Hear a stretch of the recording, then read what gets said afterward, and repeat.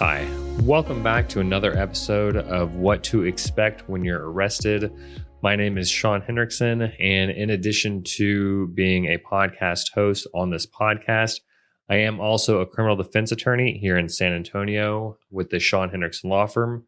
We help good people like you avoid the devastating consequences of criminal charges. And today we're going to be talking about offers, what that means, and how to know whether or not to accept an offer. Before we get to that, I do have a free download for you. It's 4 things you should be doing right now if you've been arrested. You can click down in the show notes and there's a link over there that you can take and we will send that right out to you. We do also have a free download for you. It's 4 things you should be doing right now if you've been arrested. You can click down in the show notes and we will send a copy of that right out to you. And if you're being charged with a crime here in San Antonio, or if you have any questions about what we're talking about today, feel free to give us a call at 210-775-0852, and we'd be happy to discuss your case with you. We'd be happy to help you out.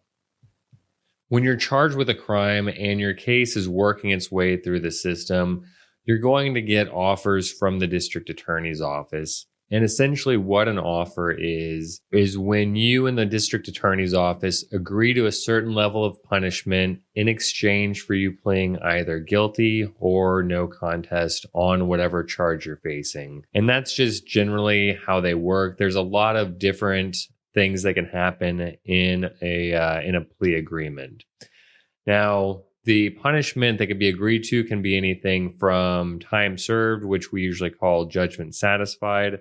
That essentially just means that any time that you've done in jail so far takes care of everything.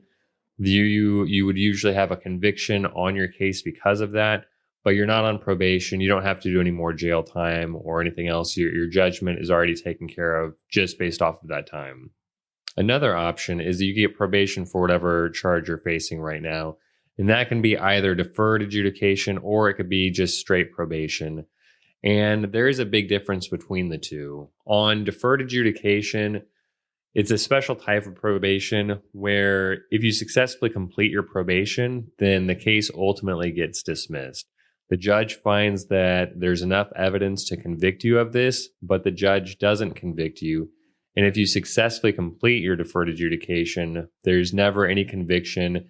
And ultimately, in most cases, you can actually get your record cleaned up after that. Straight probation, on the other hand, is where the judge finds that there's enough evidence to convict you and does convict you, but there's an agreement that you will do probation instead of having to do time either in Bexar County Jail or going off to prison. Additionally, there's usually an agreed time period that you would be on probation, and you would agree to do that certain amount of probation. And generally, if there's an agreement between the district attorney's office and the defense, then normally the judge is going to follow along with that. And lastly, the deal could be that you actually serve a certain amount of time either in the county jail or in prison, depending on what level of offense you're being charged with. And again, the benefit of that is that you know going into the agreement how much time you're going to be sentenced to be serving either in county jail or in prison. I mentioned earlier that there is a lot of leeway and there's a lot of different things that the defense and the prosecutor can do when they're negotiating some sort of an agreement. And that can include, depending on what you're being charged with and how many charges you're facing, some of those charges can be dismissed in exchange for pleading to one of the other charges, or those charges can be reduced in certain circumstances also. So for example, on a DWI second, it's pretty common for the DA's office to agree to reduce the charge down to a DWI first in exchange for your plea. And you can see the benefit for you. If you're facing a DWI second and they have a strong case against you, you would prefer to go through and plead to a DWI first in a lot of circumstances, as opposed to taking it to trial as a DWI second, where you would likely be convicted of a DWI second with higher levels of punishment. The other main benefit to taking pleas is you know what you're going to get for the most part. Ultimately, the agreement is between the defense and the prosecutor.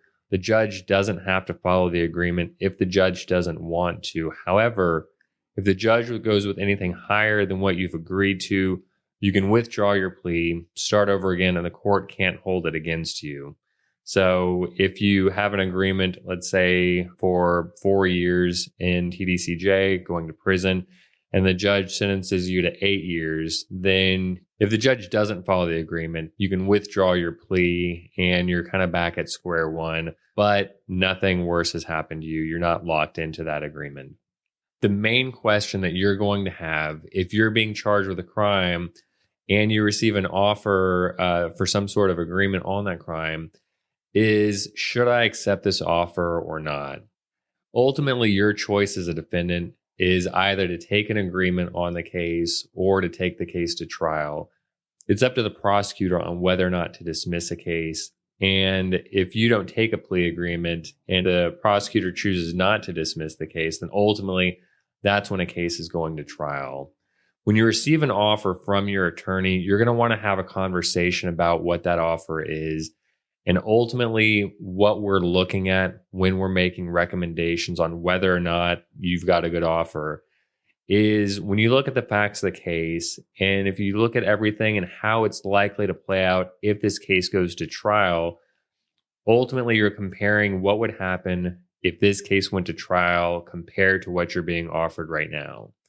On a lot of misdemeanor family violence cases, there's not much of a reason to take an agreement from the district attorney's office because if you take the case to trial, even if you lose, you're probably going to end up with something pretty similar to what the district attorney's office is offering you.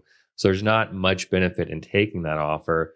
And there's always a chance that you're going to win at trial, even if the state has a strong case against you, because you never ultimately know what the jury's going to do.